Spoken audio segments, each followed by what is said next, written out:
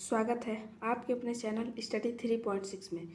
तो आज की इस वीडियो में हम प्रश्नावली 7.4 का क्वेश्चन नंबर 4 से लेकर क्वेश्चन नंबर 8 तक के सभी प्रश्नों को पूरी डिटेल में सॉल्व करेंगे। तो चलिए वीडियो स्टार्ट करते हैं।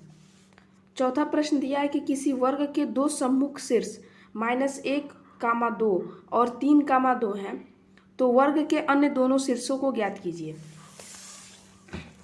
देखिए, यह एक मान लीजिए क्वेश्चन चौथा है। यह एक मान लीजिए एक वर्ग है,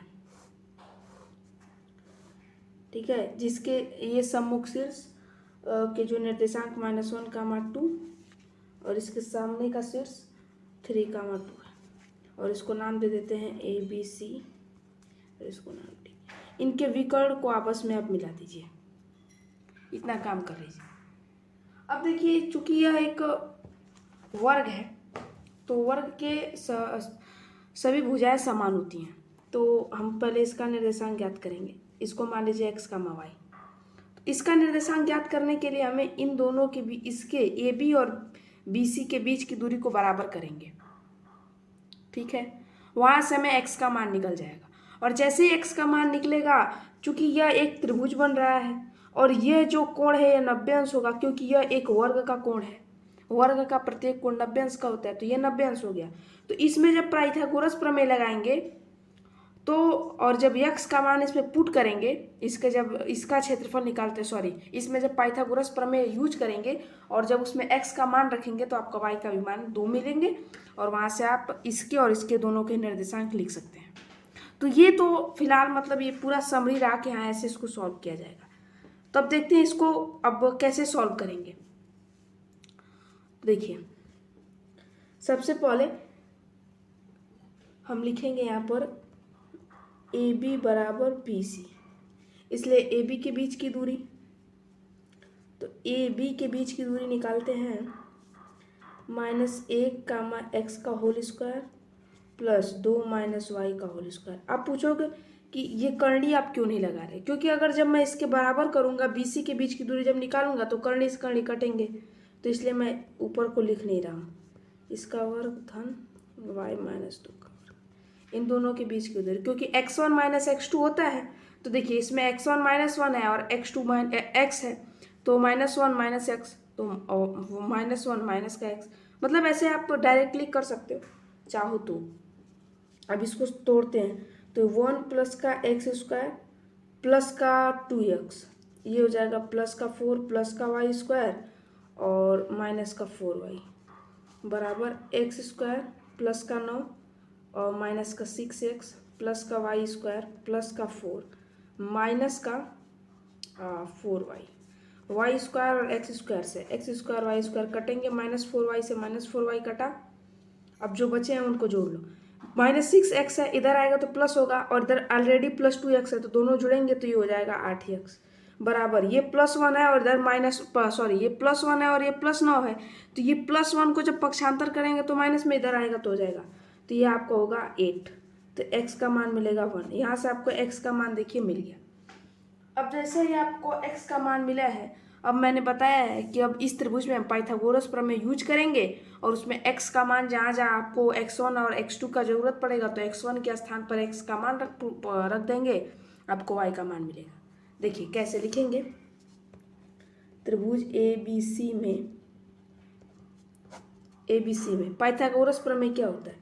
कर्ण पर का बना वर्ग, यानी AC का वर्ग, कर्ण पर का बना वर्ग शेष भुजाओं के वर्गों के योग के बराबर होता है। सभी भुजाएं हैं।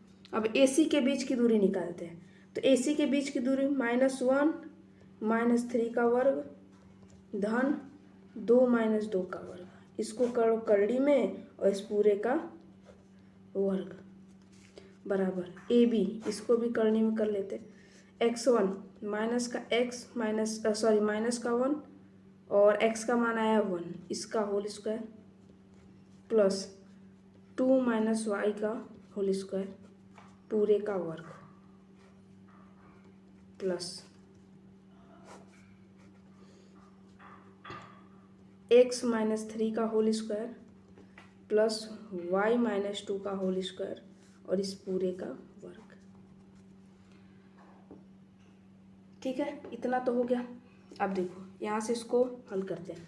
तो पहले तो वर्ग है, तो यहाँ से करड़ी का जब किसी भी संख्या के अगर वो करड़ी में है और उसका वर्ग करते हैं तो करड़ी ऊपर से हट जाती है, तो पहले ये करड़ी खत्म हो जाएगी। और 3 1 4 चौक का 16 और 2 में से 2 जाए 0, 0 का वर्ग 0 होता है, बराबर ऋण 1 ऋण 1 ऋण 2 होगा, ऋण 2 का वर्ग 4 धन 4 प्लस का वाई स्क्वायर माइनस का 4y प्लस में इसको करेंगे। अब देखिए सॉरी x के स्थान पर हमें यहाँ 1 रखना था, मैं भूल गया हूँ, यहाँ 1 रहेगा, तो 1 में से 3 माइनस 2 का वर्ग 4 धन वाई स्क्वायर धन का 4y माइनस का 4y हो गया इतना। अब देखिए 4 4 8 4 12 4 16, अब इधर तो प्लस 16 हो जाएगा, इधर पूरा ये प्लस 16 हो जाएगा और इधर प्लस 16 है तो कट जाएगा 0 हो जाएगा। तो अब मैं डायरेक्टली इसको लिखता हूँ वाई स्क्वायर 1 है यहाँ पे वाई स्क्वायर तो 2y स्क्वायर। अब देखिए माइनस का 4y माइनस का 4y माइनस का 8y बराबर का 0। अब यहाँ से 2y कॉमन करेंगे तो y माइनस का 8 is equal to 0 sorry y minus का 4 इक्वल टू 0।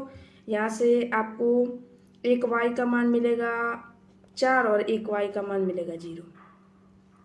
चूँकि यहाँ पर y के 2 निर्देशांक हो गए तो आपको यहाँ पर डबल निर्देशांक मिलेगा। एक आपको क्या मिलेगा 1,4 और एक मिलेगा आपको 1,0।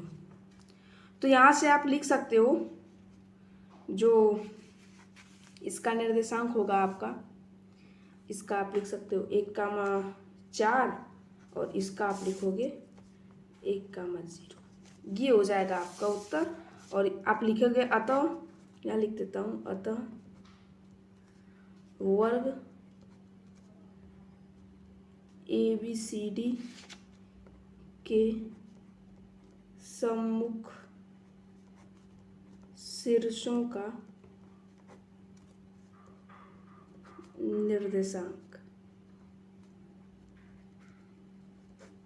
कितना दिया है 1,4 व 1,0। ये होगा आपका उत्तर। और यहाँ तक तो हमने पूरे क्वेश्चंस को सॉल्व कर लिए। अब चलते हैं अगले क्वेश्चंस के ऊपर। अगला प्रश्न दिया है 5वां। कृष्णानगर के एक सेकेंडरी स्कूल के कक्षा 10 के विद्यार्थियों को उनके बागवानी क्रियाकलाप के लिए एक आयताकार भूखंड दिया गया है। गुलमोहर की पौध को परस्पर 1 मीटर की दूरी पर इस भूखंड की परिसीमा पर लगाया गया है। मतलब परिसीमा मतलब इसका होता है परिधि, यानी मतलब परिसीमा मतलब इसके चारों तरफ, या परिधि कुछ भी कहो, पर लगाया जाता है। इस भूखंड के अंदर एक त्रिभुजाकार घास लगा हुआ है, ये लगा हुआ लॉन है, जैसा कि आकृति 7.14 यानी इसमें दर्शाया गया है। विद्यार्थियों को भूखंड के शेष भाग में फूलों के पौधों के बीज बोने हैं। ए वाला ए को मूल बिंदु मानते हुए त्रिभुज के शीर्षों के निर्देशांक ज्ञात कीजिए। इसके शीर्षों के निर्देशांक लिखने हैं, ठीक है। और क्या लिखना है, यदि मूल बिंदु C हो तो PQR के शीर्षों के निर्देशांक ज्ञात होंगे, क्या होंगे, साथ ही उपरोक्त दोनों त्रिभुज के क्षेत्रफल ज्ञात कीजिए। और आप क्या देखते हैं, ठीक है, चलिए देखिए इसको सॉल्व करते हैं। बहुत ही इजी क्वेश्चन है ये भी, क्योंकि अगर आप यहाँ ध्यान देंगे, अगर हम बिंदु ए को निर्देशांक मान के चले, बिंदु ए को मूल बिंदु मान के चले, तो अगर हम P के निर्देशांक लिखेंगे तो P का लाइन किस पर आ रहा है 4 पर आ रहा है, तो यानी x का मान हो गया 4। अब देखो y x पर कितने पर आ रहा है, तो यहाँ से गिनते 1 2 3 4 5 6, 6वें नंबर पर आ रहा है, यानी बिंदु P का निर्देशांक क्या होगा। यहाँ मैं इसको लिखता हूँ 5वें का पहला प्रश्न। सबसे पहले बिंदु P का निर्देशांक, बिंदु P क्या होगा 4,6। अब बिंदु Q का देखो, Q का ध्यान दो, Q का तो ऐसे ही दिख रहा है कि x अक्ष पर 3 होगा। अब y अक्ष पर कितना होगा, मिलाओ, y अक्ष पर कितना होगा 2, तो Q का हो जाएगा 3,2।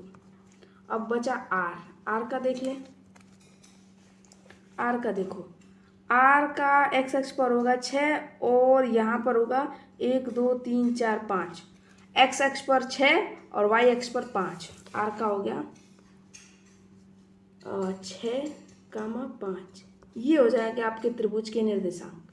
पहले का तो आंसर आपने निकाल लिया। और एक काम यही करते हैं, यहीं पर हम इसका क्षेत्रफल भी निकाल लेते हैं। तो एक काम हम पहले यहाँ लिख लें कि इसमें x1 क्या है, x2 क्या है और x3 क्या है, क्योंकि क्वेश्चन लगाते वक्त कन्फ्यूजन हो जाता है। x1 x2 x3 4 3 6 y1 y2 y3। y1 दिया है 6, y2 2, ये 5। अब यहाँ से इसका क्षेत्रफल निकालना है, क्योंकि लास्ट लाइन में बोला कि क्षेत्रफल दोनों का निकालना है, तो यहीं पर मैं इसका सीधा सीधा क्षेत्रफल निकाल लूँ, उसके बाद ही आगे बढ़ा जाए।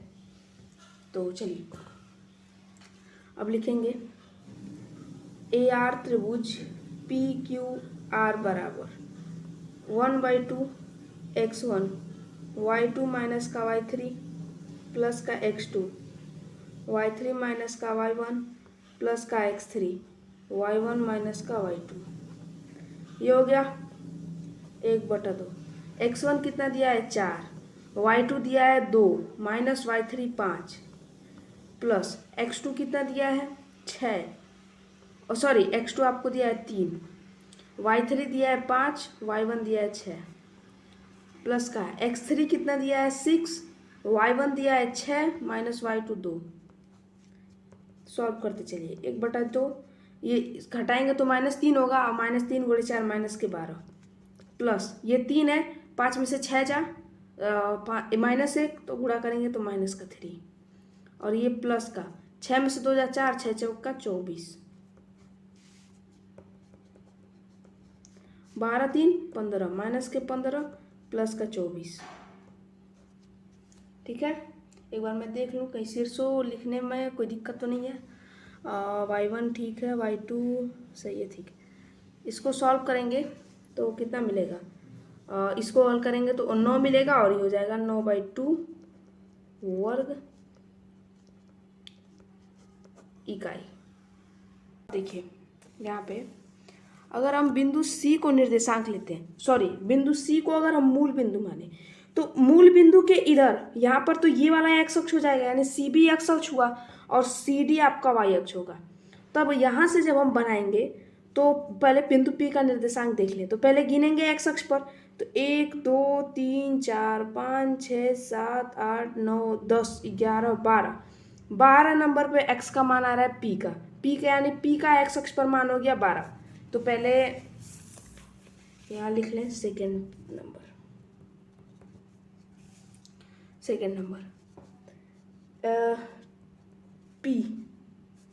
P का निर्देशांक लिखें क्या 12। अब y अक्ष पर चेक करते हैं, तो देखो ये P पड़ रहा है नंबर 2 पर, 1 2 दूसरे नंबर पे आ रहा है, ऐसे मिलाना पड़ेगा, थोड़ा थोड़ा ऐसे करके मिलाना पड़ेगा। तो 12 2 हो गया ये। अब बिंदु P हो गया QR, एक इस बार मैं दोनों के लिए दिखा देता हूँ। अच्छा, बिंदु Q लिखा गया, तो सबसे पहले Q का देखते हैं। x अक्ष पर कितना होगा भाई, 1 यहाँ पर होगा, तो यहाँ से गिनते हैं 1 2 3 4 5 6 7 8 9 10 11 12 13।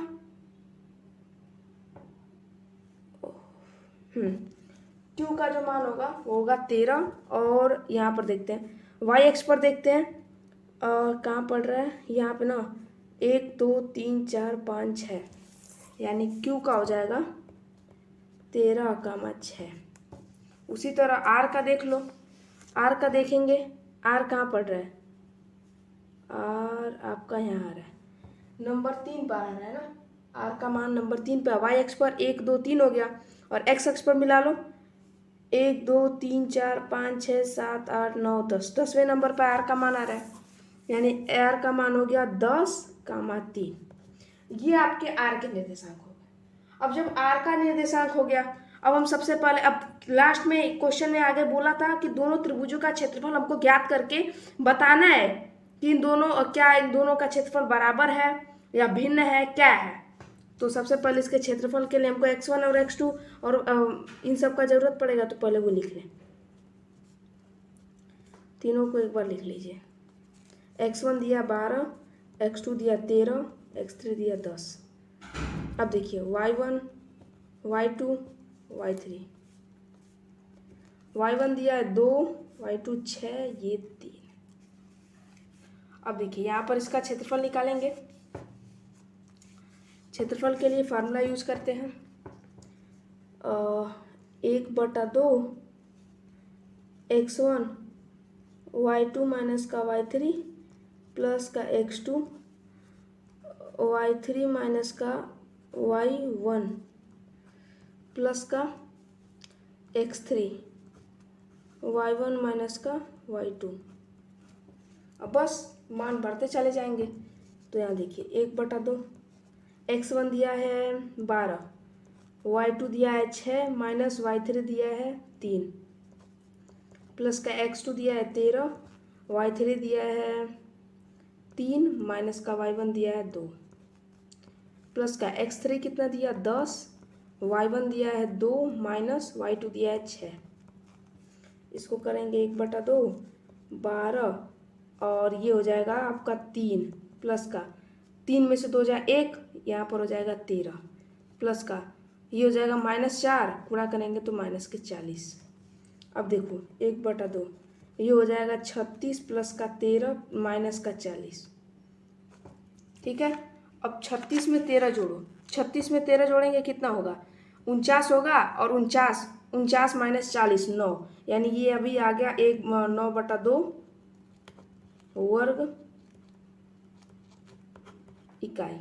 इतना वर्ग इकाई हो गया। तो आप यहाँ से देख रहे हो कि दोनों स्थितियों में, सॉरी देखिए दोनों स्थितियों में ये जब हम बिंदु सी को मूल बिंदु मानते हैं और जब बिंदु ए को जब मूल बिंदु मान रहे हैं, तो दोनों स्थितियों में त्रिभुज का जो क्षेत्रफल है वो सेम आ रहा है। तो बस आप इतना लिख दीजिएगा कि इस प्रकार दोनों स्थितियों में त्रिभुज पी क्यू आर का क्षेत्रफल क्या है, बराबर है, या फिर एक ही है, सेम है, कुछ भी लिखोगे, लेकिन इतना लिखिएगा कि अतः दोनों स्थितियों में त्रिभुज पी क्यू आर का क्षेत्रफल बराबर है या एक ही है। दोनों में से कोई लिखेंगे सब चलेगा। अब देखिए क्वेश्चन नंबर 6 पढ़ते हैं। एक त्रिभुज ABC के शीर्ष A, B और C भुजाओं AB और AC को क्रमशः D और E पर प्रतिच्छेद करते हुए एक रेखा इस प्रकार खींची गई है कि AD बटा के AB बराबर AE बटा के AC बराबर 1/4 है। तो त्रिभुज ADE का क्षेत्रफल परिकलित कीजिए और इसकी तुलना ABC के क्षेत्रफल से कीजिए। अब प्रमेय 6.2 और प्रमेय 6.6 का स्मरण कीजिए। तो जब हम त्रिभुज का क्षेत्रफल जब पढ़ाएंगे, त्रिभुज वाला जब चैप्टर पढ़ाएंगे, तो उसमें ये प्रमेय दोनों आएंगी, तो उसमें आपको बताया जाएगा कि ये प्रमेय क्या है। तो यहाँ पर तो हम लोग नॉर्मल कोई दिमाग लगाएंगे अपना, तिगड़म लगाकर इसको सॉल्व कर देंगे। चलिए छठवें प्रश्न को हल करते हैं। क्वेश्चन नंबर 6 में यह एक चित्र दिया है ऐसे, ठीक है, और इसका नाम एक त्रिभुज दिया है, का है ये ABC है, और इसका है कि बिंदु AB को एक रेखाखंड D और E पर ऐसे क्रमशः काट रहे हैं, और ABC तीनों के निर्देशांक आपको कुछ ना कुछ दिया है। ये 4,6 है, B का निर्देशांक 1,5 है, C का निर्देशांक 7,2 है।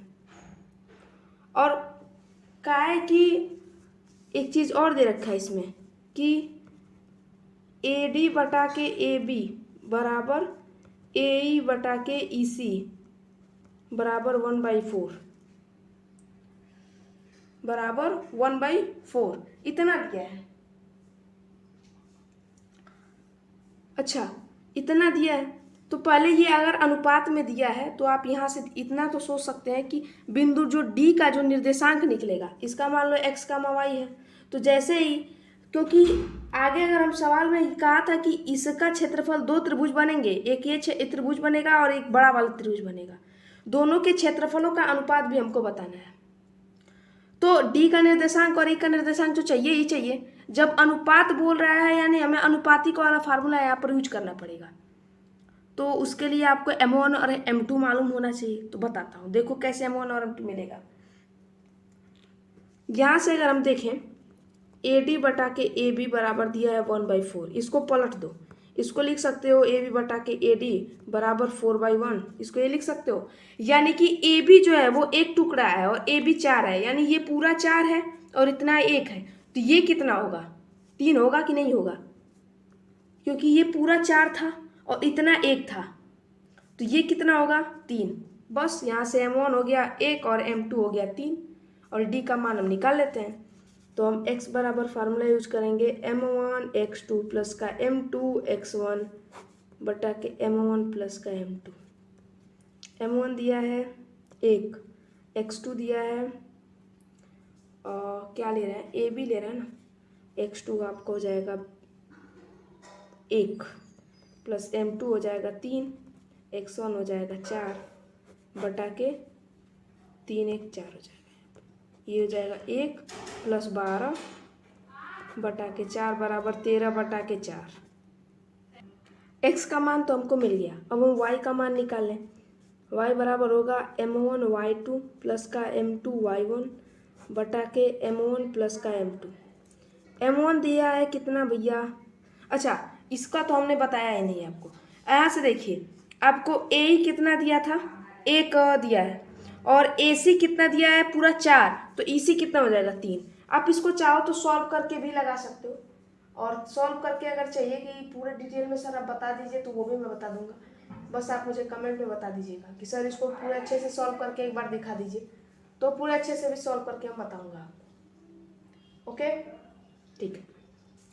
अब देखिए M1 कितना दिया भैया? 1। y2 दिया है, y2 कितना दिया है? y2 कितना दिया है इसके लिए? 5 प्लस का M2 कितना दिया है?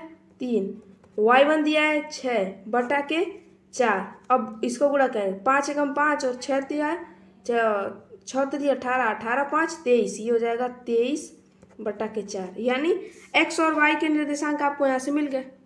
अब बिंदु E के निर्देशांक आप निकाल लो। तो बिंदु E का निर्देशांक चलिए देखते हैं कैसे निकलेगा। बस वही फार्मूला यूज करेंगे। x बराबर होगा M1 x2 प्लस का M2 x1 बटा के M1 प्लस का M2।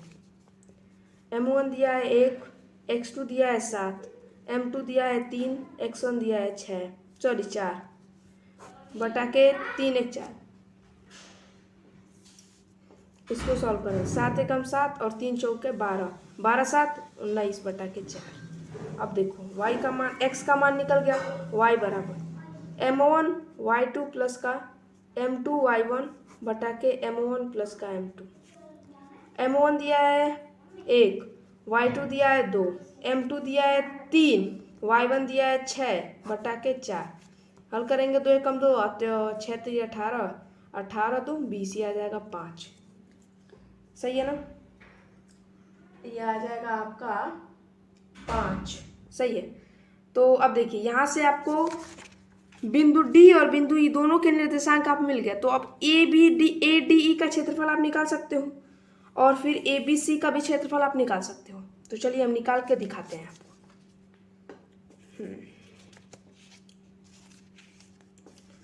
त्रिभुज ABC का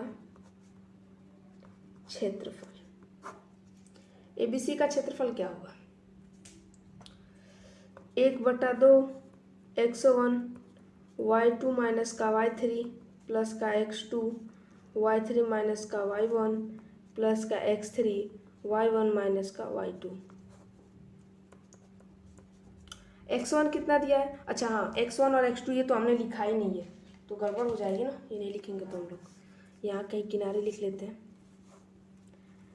x1 x2 x3 y1 y2 y3। देखिए x1 कितना दिया है? ABC के लिए x1 कितना दिया है?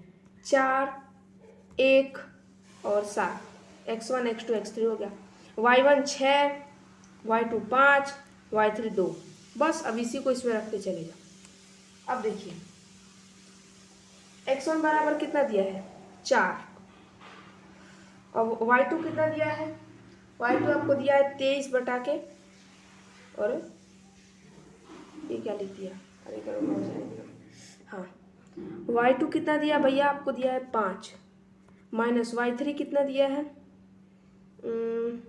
2 प्लस का x2 कितना दिया है 1, y3 दिया है 2 माइनस का 6 प्लस का x3 7, y1 6 माइनस का 5,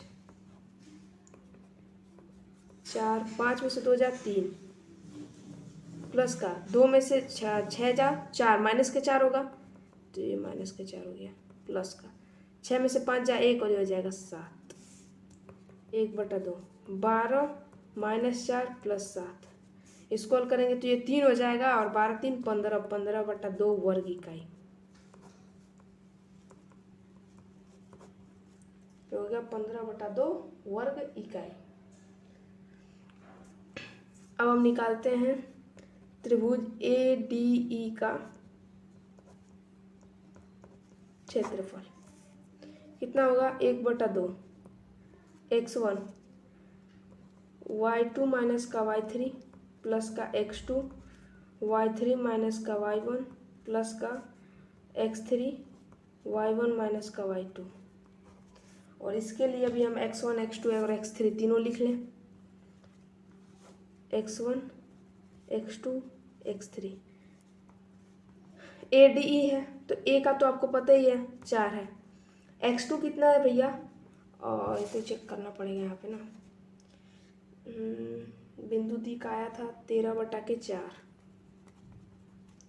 x3 कितना है भाई 19/4, ठीक है, y1 y2 y3, y1 है 6, y2 है 13/4 और y3 है 5। बस अब फटाफट इसको सॉल्व करते हैं। देखिए थोड़ा सा पानी गिर गया है, पसीना इतना ज़्यादा हो रहा है ना कि क्या कहें, पूरा भीग चुका हूँ मैं पसीने से एकदम, क्योंकि फैन ऑन नहीं कर सकता, फैन ऑन करूँगा तो खर खर आवाज़ आएगी, तो वो ठीक ही नहीं रहेगा, और मैं तो एकदम भीग चुका हूँ। बस सोच रहा हूँ कैसे ये 6 7 8 ये 2 क्वेश्चंस और बचे हैं, करा करके ये वीडियो एंड कर दूँगा। x2 अब देखते हैं, x1 कितना दिया है, अब x1 दिया है 4, y2 दिया है, y2 कितना दिया है 13/4 माइनस y3 दिया है 5, प्लस का है x2 दिया है 13/4, y3 दिया है 5 माइनस का 6, प्लस का x3 दिया है 19/4, y1 दिया है 6 माइनस का y2 दिया है 13/4। अब इसको देखो, अब मैं डायरेक्टली इसको सॉल्व करके मैं इसका आंसर लिख चुका हूँ। इसका आप अगर सॉल्व करोगे तो सॉल्व करने के बाद इसका जो मतलब डायरेक्टली जो आंसर आएगा वो आपका आएगा 15/32 वर्ग इकाई।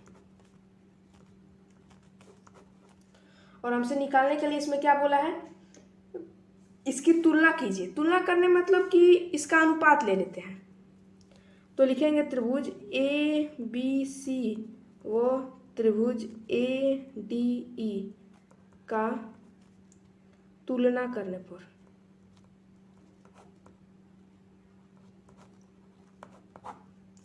तुलना करने पर 15/2/15/32 इसको तुलना करेंगे तो देखो दूर वाले का दूर वाले के साथ गुणा, नज़दीक वाले का नज़दीक वाले के साथ गुणा, तो हो जाएगा 15 गुणा के 32/2 गुणा के 15, 15 से 15 कटेगा, ये हो जाएगा आपका 16 संबंधी 1। ये आपका आ जाएगा दोनों में संबंध, इतना आ गया। तो एक काम करते हैं, ये वीडियो यहीं पर समाप्त कर देते हैं, क्योंकि गर्मी अब बहुत ज़्यादा है आज भाई, पूरा मैं भीग चुका हूँ, और कापी ओपी जिस पे मैं लिख रहा हूँ ना पेजेस भी एकदम ख़राब हो रहे हैं मेरे, क्योंकि आपको मालूम है कि आज तारीख कितनी है 14 जून है ना, और जून के वक्त कितनी गर्मी रहती है, और फ़ैन बंद है, तो सोच लो कितनी गर्मी होगी। बाप रे बाप, पूरा एकदम हालत ख़राब है इस वीडियो को बनाते वक्त। तो चलिए, अगर वीडियो पसंद आए तो वीडियो को प्लीज़ लाइक कर दीजिएगा, और चैनल को सब्सक्राइब करके बेल वाला आइकन भी दबा लीजिएगा। तो चलिए मिलते हैं इसके नेक्स्ट पार्ट में, तब तक के लिए जय हिंद, अपना ख्याल रखो।